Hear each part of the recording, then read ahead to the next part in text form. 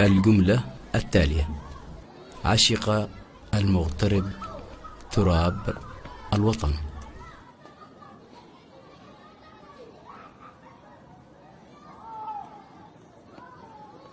عشق فعل صادق مبني على أمل يحدوه إيمان واثق بالعودة الحتمية.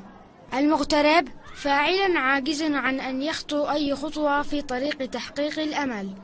وصمته هو أعنف ردة فعل يمكنه أن يبديها. تراب مفعول به مغصوب، وعلامة غصبه أنهار الدم وأشلاء الضحايا والقتلى. الوطن مضافة إلى تراب مجرورة بما ذكرت من إعراب تراب سابقا.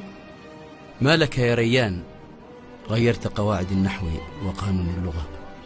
إليك جملة أخرى: صحت الأمة من غفلتها. صحت فعل ماض يا أستاذ، ولا على أمل أن يعود.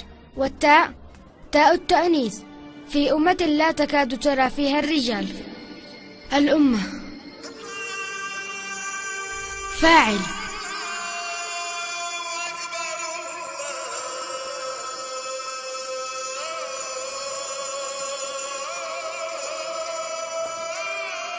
هده طول السبات، حتى أن الناظر إليه يشك بأنه ما زال على قيد الحياة.